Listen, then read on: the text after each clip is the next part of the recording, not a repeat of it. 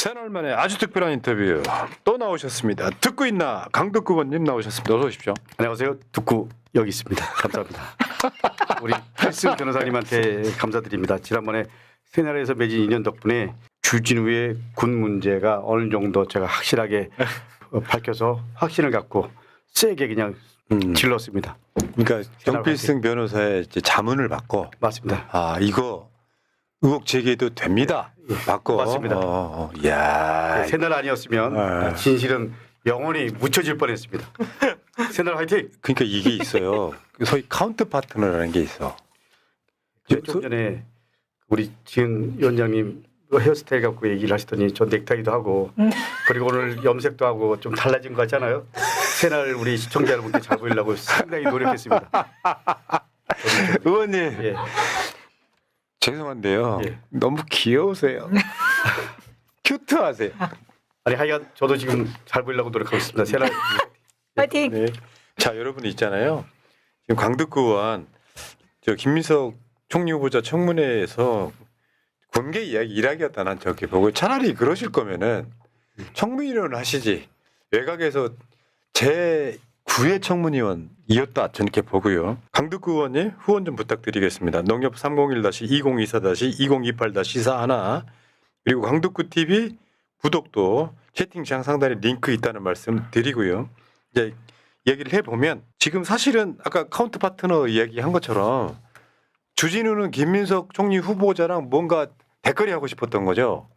근데 사실 그거를 국회의원들이 안 도와주면 있잖아요.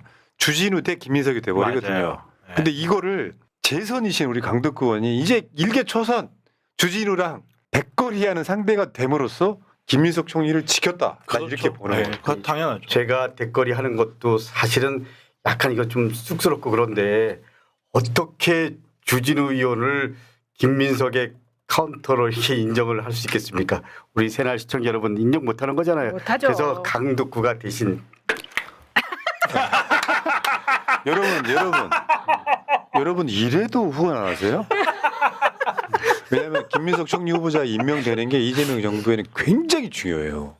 지금 어떤 상황에서도 김민석 총리 후보자는 지켜야 돼요. 아마 이번 주 목요일이면 총리 이제 뭐 인준이 될 것 같긴 하지만 강덕구 의원이 청문회 전부터 주진우를 팹으로써 주진우 발목을 잡음으로써 주진우가 실제로 강덕구 의원 때문에 청문회 내내 긁혔던 게 분명히 있었거든요. 지금 이 자리에는 없지만 강덕구 의원 때문에 주진우가 엄청나게 스트레스를 받으면서 자책골을 많이 넣었다. 이건 다 강덕구 의원 때문인 거지. 덕이지 덕. 사실은 긁힌 게 아니고요. 주진우의 모든 게 하나하나씩 드러나기 시작한 거죠. 아직까지 많이 남았다고 생각합니다. 저는 사실은 주진우 의원뿐만 아니고 국힘의 청문위원들 포함해서 국힘위원들 지금 소위 뭐 철야 농성하고 있다는 나경원 의원까지 포함해서 이분들의 아버지 할아버지들의 삶의 궤적을 추적해 보면 주진우 의원과 별반 다를 바 없다. 어떻게 보면 한국 현대사의 오욕의 역사가 주진우 의원의 가족사를 통해서 그대로 여실히 드러나고 있다. 그런데도 한마디도 공식적인 사과가 없다. 이런 아이러니. 저는 이거를 국힘 대부분이 그렇다는 겁니다. 그렇기 때문에 저는 이재명 대표가 후보가 되고 대통령이 되는 과정은 어떻게 보면 잘못된 현대사, 오욕의 대한민국의 역사를 바로 세우기 시작한 시작이었다라는 의원님. 예. 이 과정에서 주진우 관련한 기자회견 몇 번 하셨죠? 대략 저 한 열 몇 번 한 것 같아요. 와, 진짜. 저도 제가 생각해도 대단한 것 같아요. 왜냐면 새벽 2, 3시까지 하다가 5시에 우리 본자진한테 연락해서 6시까지 국회로 와라. 이거 다시 한번 봐야 된다. 이런 식으로 해갖고 거의 뭐 날밤을 새갖고요. 지금 한 5kg 정도 빠졌는데 이거를 우리 당 지도부에서 알아갖고 감사패 내지는 좀 점점 재밌어지세요. 미치겠다. 예, 근데 전혀 말도 없어. 저는 늘 어떻게 보면 지금 당 대표가 없잖아요. 당 대표 지난번에 제가 대선 때 3년 전 대선 때도 변호사비 한 푼도 대주지도 않고요. 강덕구 네가 다 알아서 하라 그러고 진짜 힘들었어요. 이게 고흥지구 이제 양평 고흥지구 파시다가 고소고발 사건 그때 고소고발 엄청 많이 당하셨고요. 지금 이제 주진우는 이 과정에서 내가 법적 조치하겠다고 지금 김민석 후보자, 강덕구 의원, 다음에 저 김민웅 촛불행동 대표 아니, 김민웅 교수님이야 김민석 의원과 형제간이니까 어쩔 수 없다고 하더라도 내가 무슨 죄야. 아이, 근데 그리고 저 이종배한테도 고발당했어. 그러니까요. 아 진짜요? 어. 예, 그러니까 이종배 그 사람은 무조건 고발이야. 근데 주진우와 이종배는 형제간이 아닌가라는 생각 들어요. 둘 다 심심하면 고발하겠대. 심심하면 고발해. 그러니까 이게 한번 봅시다, 여러분. 하나씩 이제 뭐 그 이야기 그 기자회견만 다 갖고 와도 지금 시간상 빠듯하니까 정리를 한번 해보면 일단 간염에 대해서 간염을 32년째 앓고 있는데 그러니까 의학적으로 좀 긴가민가니까 정필승 변호사 전화번호 좀 알려줘 해가지고 자문을 구하신 거 아니에요? 저, 예, 아침 7시에 아침부터? 마차님한테 전화했죠. 미안해요. 아유. 미안합니다. 사과합니다. 공식적으로. 이따 따로 뵙겠습니다. 그래가지고 화장품 벌어 쓰시죠. 네. 그러니까 그 간염 이야기는 네. 처음에 급성 간염 이야기 나왔잖아요. 네. 급성 간염이 의학적으로 만성 간염이 될 수 있잖아. 있죠 당연히. 당연히 될 수 있는데 이 과정에 허점들을 몇 개 놓치신 거예요. 너무너무 많았죠 허점들이. 아니 자기는 고1 때 발병을 했대. 그래고 32년째 치료를 받고 있대. 근데 첫 번째 현역이 됐어. 아니 생각해 보십시오. 역시 뭐 앞에 지금 뭐 주름 잡는 죄송합니다. 예. 아니 그러면 당연히 예를 들면 첫 번째 신체 검사할 때 현역이 나와야 되는 거 아닌가요? 그렇죠. 근데 아니 첫 번째 신체 검사할 때 5급. 예, 아니, 면제가 칠급. 면제가 나야 되는데 예를 들면 현역이 나왔잖아요. 네. 이거부터 모순의 시작이에요. 본인 스스로가 의심받을 발언을 한 거예요. 전문가 한번 말씀해 보십시오. 예. 그러니까 고등학교 때부터 치료를 받았다고 했잖아요. 그리고 보통 이제 대학교 1학년 때쯤 시행이 되는 이 검사에서 3급이 나왔단 말이에요. 그러니까 고등학교 때부터 그 간염을 치료를 받은 게 맞다면 이때가 만약에 급성이라면 완치가 돼 있어야 되겠죠. 그렇죠. 그리고 만약에 이때 만성이라면 그때 당시에 면제 기준이 12개월 이상의 혈액 검사, 혈청학적으로 이상이 되는 간염이나 조건을 만족하는 첫 번째 검사에 아예 그냥 그때 면제가 됐다고? 나왔어야 돼요. 아. 그리고 그럴 가능성도 있거든요. 급성 간염을 여러 번 앓을 수도 있거든요. 예를 들어 고등학교 1학년 이때 급성 간염을 앓았고 이때 첫 번째 신체 검사 때 급성 간염을 앓았다면 이때는 7급이 나왔어야 돼요. 아. 그리고 그 다음 검사 때 다른 조치가 나오든가 해야 되는데 이 시간 타이밍이 안 맞아 너무 안 맞아 버린다는 거죠. 그래서 이제 비형 간염으로 진술이 살짝 바뀌었는데 그래 바뀌었더라고요. 거기에서 제일 되게 웃긴 게 그 간 조직 검사로 비형 간염 진단을 받았다고 이야기를 했거든요. 사실 누가 비형 간염 진단하는데 간 간 조직 조직까지 검사입니까? 할 수 예. 있냐. 근데 이제 간 조직 검사를 받아서 간에 이상 소견이 있으면 저기 면제가 되는 건 맞는데 일반적으로 생각했을 때 뭐 다른 예가 있을 수 있는데 일반적 의학적 상식으로 생각했을 때 간염이 무슨 종류의 간염인지를 확인하기 위해서 간 조직 검사를 했던 것도 말이 안 되고 간 조직 검사가 필요할 정도 중증 간염이었다면 지금 저게 멀쩡하게 쉽지 그러면 않다. 검사도 못 되는 거잖아요. 그럼요. 이게 그렇죠. 예. 네. 그리고 전 청와대도 못 들어갑니다. 그렇죠. 제가 며칠 전에 우리 그 문재인 정부 때 청와대에서 일했던 행정관한테 전화가 왔는데 그러면 청와대에서 항상 마스크를 쓰고 있어야 된대요. 근데 마스크를 쓴 걸 한 번도 본 적이 그렇죠. 전용병이기 때문에. 예, 그렇습니다. 예. 그러면 뭐 사실 주진우 의원은 부검밖에 답이 없다 뭐 이런 이야기가 있는데. 아니 동의하지 않습니다. 예, 그리고 이제 만성 간염 같은 경우에는 이 스트레스 그리고 술 이런 부분에 대한 관리가 절대적이라는 겁니다. 근데 예를 들면 그 검사 그리고 청와대 법률 담당 비서관 국회의원 생각보다 훨씬 더 스트레스가 심한 직업입니다. 그렇죠. 근데도 예, 예. 술 좋아하고 맞아요. 노는 거 좋아하고 제가 몇몇 변호사들한테 물어봤어요. 그랬더니 술 엄청 좋아한다 뭐 이런 얘기들을 저한테 하더라고요. 그러니까 본인 스스로가 뭐 자료도 안 내놓고 본인 스스로가 그렇게 살아왔어요. 전혀 일면 간염이랑 상관없는 삶을 살아왔어.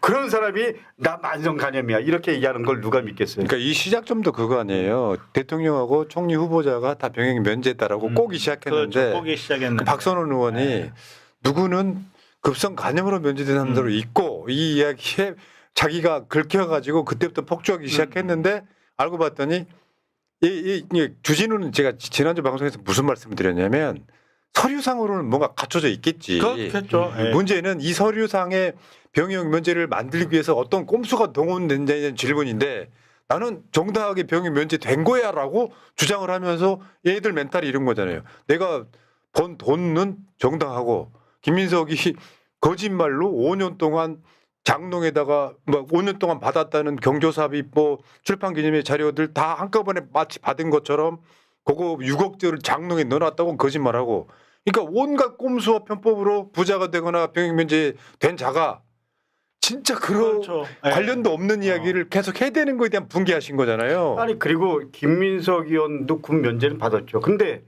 아니 훨씬 더 잘 아시겠지만 미 문화원 사건으로 그리고 민주화 운동으로 거의 3년 동안 교도소 독방에 예. 있었거든요. 예. 아. 그 민주화 운동을 한 김민석과 주진우랑 비교를 한다라는 건 열받습니다. 비교하는 것 자체가 네. 맞습니다. 이렇게 아니, 했잖아요. 네. 국가의 폭력으로 민주화 운동한 사람을 감옥에 보내가지고 법에 군대를 못 가게 돼 있어. 이 사상이 전염될까봐 그런 거야. 그렇게 만든 거야. 맞아요. 그런 상황에서 가고 싶어도 못 가는 사람을 저런 식으로 꼼수 있는 거 대표적인 게 윤석열 아닙니까? 필요할 때만 시력이 나빠지는 부동시 부동시 그렇죠. 그런 짓 했던 거고 여기다가 이제 뭐 약간 거까지긴 했지만 주진우 아버지 주대기훈 검사가 무슨 뭐 그 사건 있잖아요.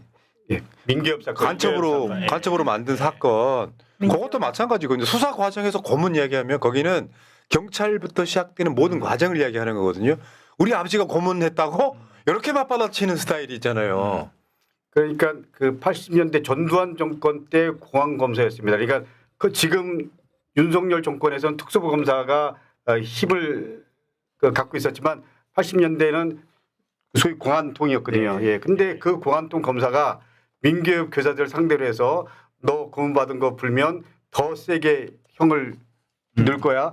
이런 식으로 협박하고 그리고 압력 놓고 이렇게 한 아버지를 자랑스럽게 생각하는 주진우 변호사의 모습에서 의사 그 어떻게 판단을 내릴지 모르겠지만 그야말로 국회의원의 탈을 쓴 정치 검사고요. 그리고 청문위원의 탈을 쓴 공안검사 아들의 모습이었다라는 느낌이 뭐 저는 들 수밖에 없었습니다. 저는 그러니까 이런 거 있죠. 그 주진우가 법적 조치 막 운운하고 이럴 때 보통 사람들 같으면 입을 닫아요. 왜냐면 귀찮거든. 쫄았다기보다는. 강덕구는 그 다음날 더 세게 기자회견하면서 지금 공식적으로 고발장 왔나요? 예, 뭐 저는 고발 당한 걸로 알고 있습니다. 아, 근데 고발장이 와서 이제 사실은 고발하기 쉽지 않은 게 자기도 예를 들면 뭐 증인 신청을 당한다거나 온갖 쉽지 걸로 않죠. 귀찮긴 예. 한데 요거는 제가 봤을 땐 그래요. 알량하게 나 병역 면제 받은 거 확실한 법적인 서류 있다 이런 걸로 디밀고 그런 걸로 싶고 하는 것 하겠죠. 같아요. 예. 근데 우리가 청문회 때 그 사람들이 제기하는 건 법적인 문제를 떠나가지고 의혹을 제기하는 거잖아요. 네. 국회의원도 할 수 있는 거고.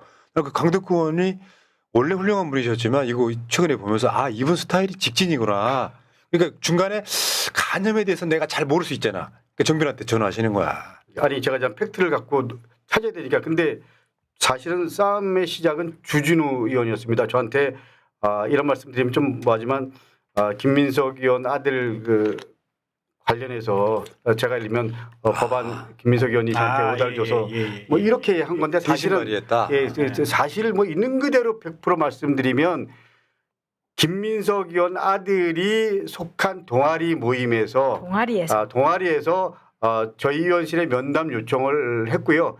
그 동아리 회원 중에 한 명이 김민석 의원 아들이었다라는 거였습니다. 근데 아니 친구 아들이 있으니까 더 반갑죠. 그래서 이 자리를 만들어서 이 친구들이 그 당시에 김건희 논문 표절이 이슈였습니다. 그러면서 이 논문 표절을 어떻게 하면 없앨 거냐.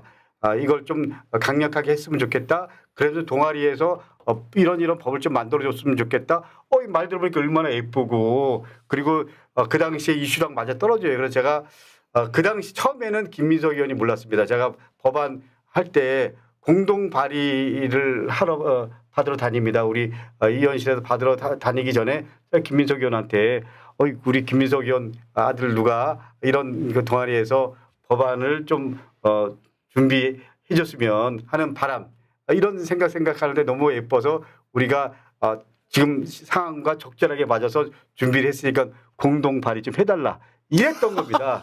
그리고 더 중요한 건 마치 이거를 입시 때 활용한 것처럼 막 그렇게 했습니다. 근데 전혀 그런 게 아니라는 게 드러났습니다. 그러면 저나 김민석 의원 아들한테 사과를 해야 되는 거잖아요. 근데 김민석 의원 가족을 완전히 도륙질한 겁니다. 마치 조국 가족을 예. 도륙질한 것처럼. 그래서 제가 이건 뭐 열받고 분노스러운 거잖아요. 그렇기 그러니까요. 때문에 제가 싸울 수밖에 없었던 거고요. 예, 그렇습니다. 그러니까 부도덕하다는 게 그런 측면도 있고요. 왜 클럽 허가해주고 이거 있잖아. 우리가 운영하는 거 아니야. 그냥 거기다가 빌려줬을 뿐이야. 뭐 이런 식의 드립인데 그러면요. 거기는 불법은 없겠지.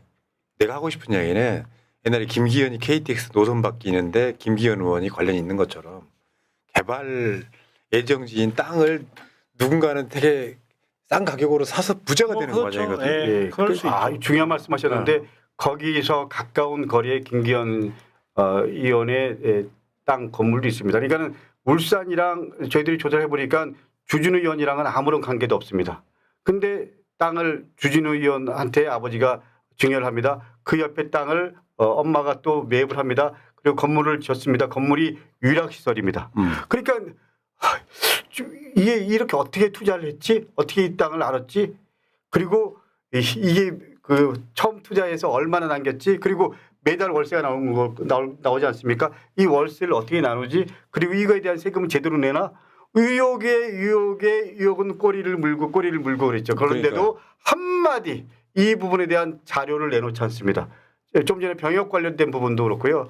그렇기 때문에 저는 주진우 의원이 저는 이게 정상적인 사람의 뇌 구조가 아닌 것 같아요. 어차피 주진우 의원은 근데 3특검이 제대로 돌아가기 시작하면 지금 그런 의혹들은 경범죄 아닌가요? 그러니까 최병 특검. 그러니까. 예, 그리고 또 김건희 이런 부분에서 당연히 예를 들면 제일 먼저 불러야 될 특검 대상 영순이라고 생각합니다. 네. 그러니까 이번에 허점 하나 드러난 게 있어요. 할아버지로부터 주진우 아들한테 7억을 그렇죠. 줬잖아요. 네. 그러면 증여세는 누가 냈어? 이거 해명 못 하고 있는 제가 거거든. 정말 그 이야기 듣는 순간 저희 할아버지 묘소에 찾아가서 울 뻔했습니다. 소주 한 병 들고 찾아가려고 했습니다. 증여세까지 그분이 내주셨을 가능성이 매우 만약에 높아. 그랬으면 그 증여세에 대한 증여세도 예, 또 내야 그러니까 되는 거고. 이게 또 예를 들면 이제 아버지를 건너뛰고 바로 예를 들면 3대한테 가면은 증여세가 30%가 그렇죠. 누중이 됩니다. 누중이 그러니까 됩니다. 최소한 예를 들면 그 손주한테 11억 이상 줬다라는 겁니다. 근데 계속 7억 몇천이래요. 근데 본인이 또 재산 관련해서 난 40몇억밖에 안 된다. 그러니까 부인과 아들 거는 빼놓고 이렇게 또 얘기를 하더라고요. 그렇게 따지면 김민석 후보자 있잖아요. 6천만 원밖에 안 돼요. 그렇게 따지면. 예, 그리고 또 국민청문회라는 걸 했잖아요. 근데 제가 이게 좀 이상해서 예를 들면 뭐 남상옥이라든지 김경률 이런 사람들은 다 우리가 어떤 사람인지 알잖아요. 근데 거기 농민 대표가 한 분 있어서 제가 평창 전 군수한테 한번 전화를 해봤죠. 그랬더니 오늘 행사가 김민석 의원과 관련돼 있는 행사인지 모르고 왔다라는 거예요. 아 배추 쌓아놓고. 예, 그 배추 싸놓고 퍼포먼스를 했잖아요. 네. 그래서 제가 이따 저녁에 다시 한번 그 군수님이랑 통화를 하고 그리고 한번 그 당사자를 만나보려고 하는데 그러니까 이게 국민의힘의 그야말로 모습이에요, 모습. 국민을 속이고 어떻게 보면 집단 사기를 계속 치고 있는 거예요. 네. 아니 할 줄 아는 게 그것밖에 없잖아요. 그러니까 저게 저거 봐. 예. 아무런 메시지. 근데 저 당사자가 예를 들면 이런 자리인지 몰랐다라는 거예요. 제가 당사자한테 저기 나와 있는 분이 예, 농민 대표라는 분이 저런 자리인지 모르고 예를 들면 농민의 입장을 얘기하는 줄 알고 왔다라는 거예요. 근데 와 보니까 저렇다라는 거예요. 사실상 제가 속인 저분한테 직접 완전- 들은 게 아니고 전 평창 군수가 이분을 잘 안다고 해서 여기 오기 전에 그래도 뭐라도 하나 와야지 새날에서 또 다음에 저 부를 거 아닙니까?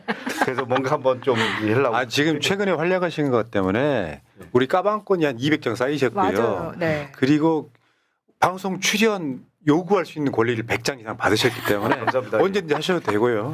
자, 어쨌건 저는 그 강덕구 의원을 뵈면 뵐수록 겪어보면 겪어볼수록 정말 진국이시고요. 사람이 이렇게 살아야 돼. 네. 맞아요. 뭐 이렇게 자기 이득에 따라서 헌신자 버리듯이 뭘 하는 게 아니라 저번에 기억하시기 20대 대선 때 강덕구 의원은요. 자리를 주든 안 주든 양평 공지구 가서 조용히 그것만 하다가 굉장히 많은 고소고발장 받으신 분이에요. 진짜 훌륭하신 분이라고 생각이 들고요. 그러니까 지금 그럴 의혹을 제기할 자격이 없는 자들이 우리는 상관없어. 우리는 뭘 해도 돼. 근데 김민석은 뭐 추징금 갚았던 거잖아요. 사실은 그 뭐 맞아요. 제가 이런 말씀 드리기는 참 마음이 아픈데, 제가 그 김민석 후보가 총리 발표되기 전에 어떤 분한테 추징금 다 갚았다는 얘기를 듣고 김민석이 형 만나서 진짜 수고했다. 우리 동지들이 좀 얼마씩이라도 출판 기념회 하고 했으면 같이 함께 했어야 되는데 미안하다 이런 얘기를 했는데 김민석 의원이 그런 얘기 하더라고요. 4년 동안 그 집사람이 사모가 옷 한 벌 제대로 사 입은 적이 없고 아이고. 그야말로 가장 극빈한 생활을 했다. 이런 얘기 하는데 너무 마음이 아팠습니다. 제가 김민석 의원이랑 30년 동안 한 번도 곁을 떠난 적이 없었는데 김민석 의원은 늘 공익적 마인드를 갖고요.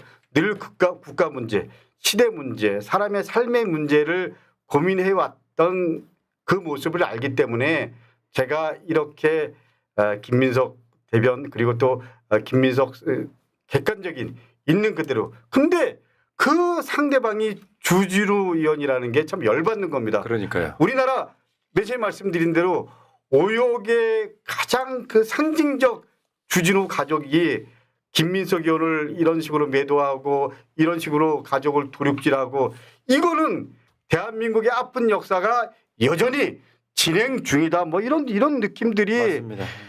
확 다가오는데 이 분노, 서글픔, 뭐 자괴감 이런 것들이 쌓이는 거죠. 잠깐만 우리 3명 말이 우리 너무 의원님한테 박수 한번 드리자. 박수 진짜. 진짜 고생하셨다. 진짜. 감사합니다. 새날 여러분들 덕분입니다. 새날 화이팅. 근데 이번에 그 김민석 총리 청문회 국면에서 예. 지금 저희도 이제 강덕구 의원님 페이스북 팔로우 해달라고 이야기를 드리는 이유가 메시지가 진짜 세고 강렬하고 핵심을 탁탁 짚어주는 메시지를 하니까 이게 강덕구 의원님에 대한 기사도 많이 나고요. 예. 지금 우리 강덕구 의원님이 되게 막 되게 조용하시고 약간 그런 이미지인 줄 알았는데 지금 사람들이 센 남자 강덕구 너무 멋있다 막 난리 난 거예요. 제가 사실 드디어 제가 봤을 때요. 우리 네. 의원님 전성기가 오고 전성기가 오고 있어요 지금. 제가 이 페이북 개인 계정 네. 제가 만드는데 제가 쓰는데 다 쓴 다음에 우리 위원실을 같이 논의하고 이러는데 하나 쓰는데 한 3-4시간 걸립니다. 네, 왜냐면 글을 팩트 쓰다라는 체크해야 게 되잖아요. 무지개 안 되거든요. 그렇죠. 근데 진실을 그리고 내 가슴 속에 나오는 이 생각을 그대로 글로 정리하는데 결론적으로 말씀드리면 제 진실이 다 담겨 있는 글입니다. 네. 그리고 적어도 그 글에 대해서는 제가 책임지겠습니다. 야. 자, 저도 그래서 강덕구 의원 페이스북을 바로가게 해놓고 있잖아요. 네. 무슨 얘기 올라왔나. 그래서 여기 새날 정보방으로 그걸 이제 토스업 뭐 이런 과정들이 있습니다. 자, 강덕구 의원의 리즈 시절을 보고 계시면 돼요. 이제 재선 의원 돼가지고 사실 재선 의원이 이제 국회의원 1년밖에 안 한 친구 파트너 해주기도 사실 쉽지는 않아. 그렇죠. 에이, 그 무슨 근데 제가 그냥- 3선 4선이라도 싸웠을 겁니다. 네. 몇 선이냐가 중요한 게 아니고요. 적어도 시대적 소명, 시대적으로 해야 될 일이 있다면 그런 걸 마다하거나 그걸 피하거나 그러진 않고요. 당당하게 싸우는 것 그것이 저는 역할이라고 생각합니다. 의원이 이렇게 말씀하시면 내가 재밌자고 하는 이야기를 뭐가 됩니까? 그러니까 아니 뭐냐면 주진우 입장에서 영광이다 이 이야기 하려고 그랬거든요. 감사합니다. 자 시간 관계상 이거 하나만 짧게 짚고 넘어갈게요. 대통령이 휴일에 장관 인사를 했거든요. 거기다 민정수석 등 뭐 이제 법무부 차관까지 인사가 됐는데 여기 제일 먼저 본인의 입장 밝히신 분이 강덕구 의원이세요. 그러니까 이런 게 있어. 뭐 이러이러한 논란들이 있을 수 있고 저 사람이 민정수석 하는 게 맞아 뭐 이런 이야기가 있을 때 강덕구 의원이 적재적소 대통령의 인사 원칙 존중해야 한다라고 페이스북을 올리게 되면요. 강덕구 의원의 입장에 동조하는 분들이 많아지면서 대통령 인사를 존중하자라고 하는 여론이 생기는 거예요. 또 언제 또 저거를 하셨대 싶은 게 의원님은 왜 저렇게 이야기하신 거예요? 저는 노무현 대통령의 인사 스타일, 인사 원칙이 저러셨습니다. 사람을 보고 자리를 찾는 게 아니고요. 자리를 보고 자리에 맞는 사람. 저는 적소적재. 우리는 통상적으로 적재적소라고 생각하는데 노무현 전 대통령과 이재명 대통령의 최근의 인사 스타일을 보면 적소적재다. 그렇기 때문에 가장 인사에 대한 그리고 국정 철학을 구체적으로 어떻게 그리고 지금 민생 문제 포함해서 현안들을 어떻게 거기에 맞는 사람, 그 자리에 맞는 사람, 그 고민 속에서 사람을 찾고 그리고 사람을 선택했다고 생각합니다. 그렇기 때문에 우리 시청자 여러분, 특히 새날 시청자 여러분들이 걱정하시는 부분이 뭔지도 약간은 압니다.